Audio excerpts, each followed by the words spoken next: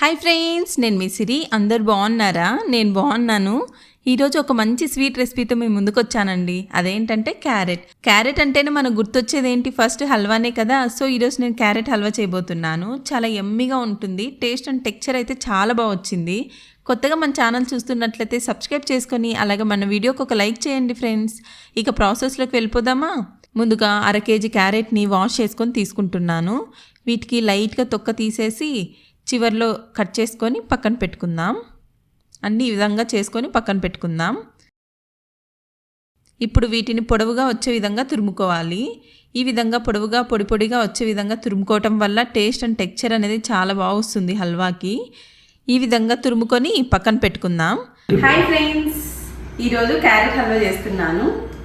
దీనికోసం ముందుగా నెయ్యి వేసుకుందాం.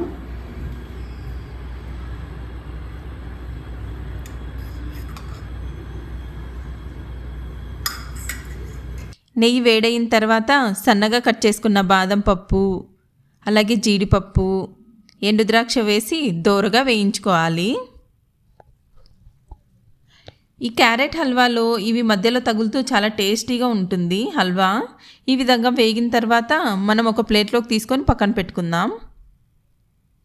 తర్వాత ఇదే ప్యాన్లో 1 టేబుల్ స్పూన్ నెయ్యి వేసి మనం తురిమి పెట్టుకున్న క్యారెట్ తురుము వేసి ఒకసారి బాగా మిక్స్ చేసుకొని మూత పెట్టి 5 నిమిషాలు మగ్గనివ్వాలి.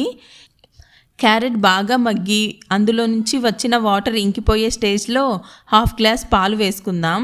క్యారెట్ హల్వాకి ఎక్కువ పాలేం పట్టవు, కొద్దిగా అయితే సరిపోతాయి. పాలు వేసుకోవటం వల్ల టేస్ట్ చాలా బాగుంటుంది హల్వాకి.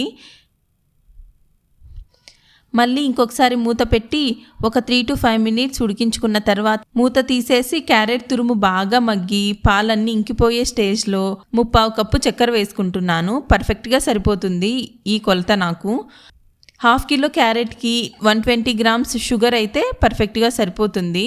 తర్వాత మూత పెట్టుకోకుండా ఓపెన్గానే పెట్టి మీడియం ఫ్లేమ్లో ఇందులోని వాటర్ ఇంకిపోయి లైట్గా ఉన్న స్టేజ్లో కొద్దిగా యాలకల పొడి, మనం వేయించి పెట్టుకున్న డ్రై ఫ్రూట్స్ వేసి మిక్స్ చేసుకొని ఇంకొక 2 నిమిషాలు ఉడికించుకొని స్టవ్ ఆఫ్ చేస్తే సూపర్ టేస్టీగా ఉండే క్యారెట్ హల్వా రెడీ అయిపోతుంది. దీన్ని మనం వేడివేడిగా తిన్నా చాలా బాగుంటుంది. అలాగే కొంచెం చల్లబడిన తర్వాత కూల్గా తిన్నా కూడా సూపర్గా ఉంటుంది.